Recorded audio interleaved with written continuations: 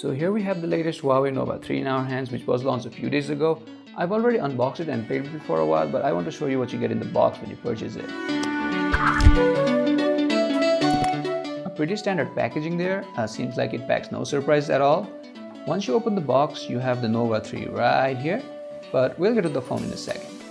Inside, this is the SIM tray opener, strange shaped one, but you know what it's for. You also have a case, a standard transparent TPU one, doesn't look that expensive or anything. Further, you have the charging adapter, a USB Type-C cable, and a pair of headphones. Now, I've already tested this pair of headphones, and I can say that this is here just for the sake of it. Moving on, this phone looks quite awesome upon first glance, as you can see for yourself.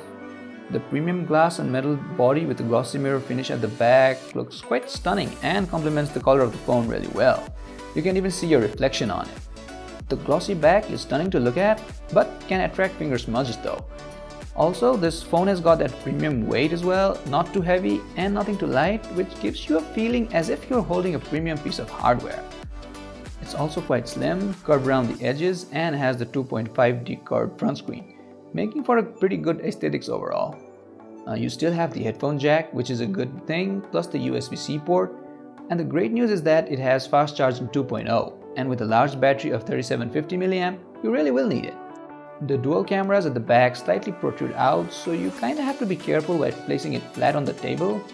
With no buttons or chin whatsoever in the front, it could be a true edge-to-edge display, a 6.3-inch Full HD Plus resolution, except for the notch.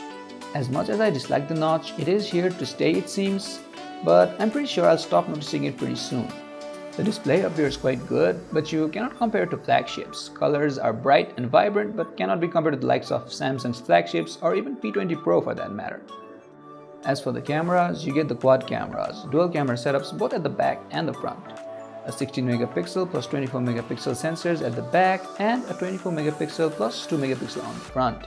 The camera is also integrated with AI, which is supposed to help you take great pictures. I played with the cameras for a bit, and at first impression, I expected a bit more. I mean, the cameras are good, colors are accurate enough, and the pictures are sharp and detailed, but I think it should be able to do more for the price tag.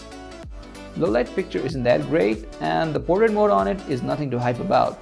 The selfie camera includes the beauty mode as well, and while it does a pretty good job of hiding your blemishes, the pictures will easily tell that you are using a beauty mode. The AI feature also needs work, but we will let you know about it in our full review. The Huawei Nova 3 is powered by HiSilicon Kirin 970 processor, which packs quite the power, and combined with 6GB of RAM, it should handle almost anything you throw at it. All the normal apps like Messenger, Instagram, YouTube works pretty well. I also played the new Asphalt 9 on it without a hitch. It does heat up a bit while gaming, but the temperature level is normal for any phone I guess. The phone only comes with 128GB option in Nepal, and plus there's an option for a micro SD card as well, which uses the second SIM slot. And since the pictures on the Huawei Nova 3 are great, the 128GB option isn't a bad choice at all, and you might not have to sacrifice your second SIM either. The user interface is pretty standard for Huawei. It has the Android Oreo 8.1 with Emotion UI 8.2 on top. Now, if you're used to using stock Android, then the UI will need some getting used to. But if you're already familiar with the likes of Xiaomi and other Huawei phones, then you'll have no problem whatsoever. I personally think that the phone is great, but it's priced a bit steep for all it packs. In terms of power, performance and design, it gets the points. But for 60,000, I would expect some more value. I'm hoping that the Nova 3 will grow on me, but let's see. So stay tuned for the full review. Until then, I'm Johnson for Gadget Byte, signing off.